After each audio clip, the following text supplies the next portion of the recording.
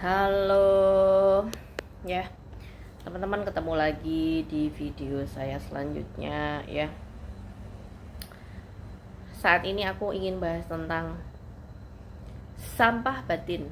Kenapa saya ambil ini judul ini? Karena mungkin banyak orang yang belum tahu ya.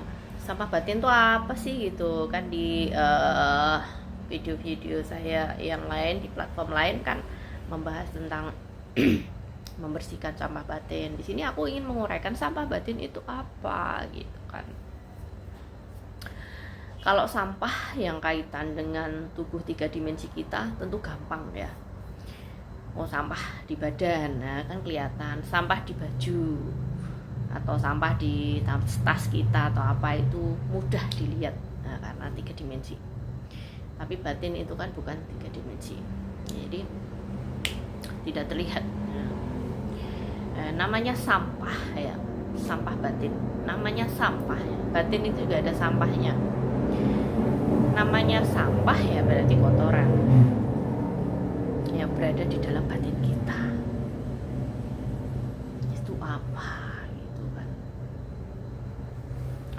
Jadi sampah batin itu yang biasa saya sebut-sebut itu ya.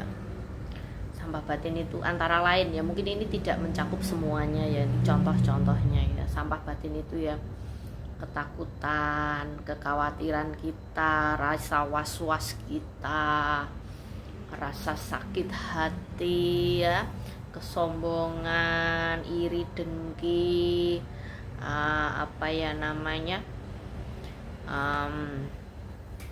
apa ya, kalau yang di batin itu kan ada yang diwujudkan lewat fisik yang bisa didengar ya, misalnya kayak ucapan kotor ya.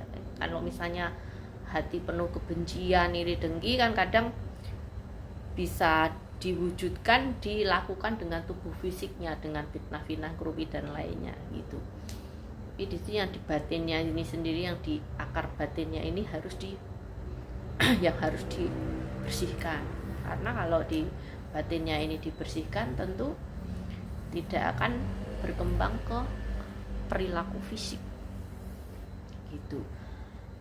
Kalau teman-teman sorry ya, aku minum ini apa namanya,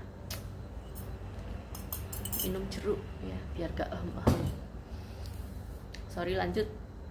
Kalau di teman-teman yang mungkin ikut kelas meditasi atau yoga ya, sampah batin itu energi yang menyumbat cakra tubuh. Nah, bahasa lainnya itu, cuma saya nggak usah pakai bahasa itu ya teman-teman ya. Jadi aku pakai bahasa yang kita saja, yang teman-teman bisa lebih mudah menerimanya itu ya. Jadi sampah batin ini menghambat aliran energi di dalam tubuh kita. Makanya orang-orang yang penuh sampah batin, mungkin penuh penderitaan, penuh penyesalan, terus rasa kecewa, itu biasanya sakit. Ya, kalau bahasa lain di teman-teman yang lain ya banyak sumbatan cakra, nah ya gitu. Makanya supaya lancar, sampah-sampah batinnya harus dibersihkan. Makanya kita harus berupaya membiasakan diri dengan iri dengki itu dikikis ya. Pikiran-pikiran jelek itu dikikis, diangkat, dibuang gitu ya. Niat-niat jelek itu dibuang. Kesombongan, ego diturunkan pelan-pelan, karena kita nggak bisa langsung berubah, itu kan nggak bisa, diturunkan pelan-pelan gitu. Terus apa ya, kekhawatiran, kecemasan, kita pelan-pelan kikis, pelan-pelan dengan belief. Kalau teman-teman sudah terbiasa untuk melakukan kegiatan-kegiatan spiritual, kegiatan-kegiatan untuk membersihkan sampah batin, tentu ini akan lebih mudah ya. Seperti halnya kalau misalnya selokan air ya, sampahnya sering diambilin, kotorannya sering diambilin, ini lebih mudah air ini untuk mengalir. Tapi kalau sama sekali tidak dibersihkan, itu akan numpuk, nyumbat, akan lebih susah. Jadi lebih sering latihan berperilaku membebaskan diri dari sampah-sampah batin tadi ya, untuk latihan berikutnya, penerapan berikutnya itu lebih mudah atau lebih gampang, seperti itu ya. Jadi nanti kalau memang Anda sudah latihan, terbiasa dengan membersihkan sampah batin itu, Anda akan menjadi versi Anda yang baru ya. Ya, tantangannya memang banyak ya, tapi ya versi Anda yang baru yang lebih baik ya. Misalnya teman Anda fitnah, ngerumpi dan lain sebagainya, suka begitu, Anda pasti akan menepi, tidak akan bergabung dengan orang-orang seperti itu lagi. Pasti nanti akan digosipkan Anda sombong lah apa dan lain sebagainya. Tantangannya seperti itu. Tantangannya ya mungkin Anda dibucilkan juga karena vibrasinya sudah beda. Ketika Anda membersihkan sampah-sampah batin ini, Anda kelasnya naik ya, frekuensinya udah beda sama teman-teman Anda. Dan frekuensi yang di bawah Anda itu sifatnya pasti begitu, fitnah, ngerumpi-ngerumpi, cerita-cerita bohong, mengucilkan, intinya kegiatan-kegiatan yang kalau ditanggapi tidak enak. Tapi nanti kalau teman-teman sudah terbiasa dengan membersihkan sampah batin itu, tidak perlu merespon yang seperti itu. Kalau misalnya kita harus klarifikasi, merespon, apalagi membalas, ya sama aja, kualitas kita sama dengan mereka. Memang ini kelihatan perih ya teman-teman, kelihatan pedih, dan saya pun juga mengalami seperti itu ketika kita difitnah, ditunjuk melakukan sesuatu yang ini dan mereka berkomplot. Namanya berkomplot, kita sendirian itu kita kalah teman-teman. Tapi secara energi kita menang kalau kita tidak membalas, tidak menggubris.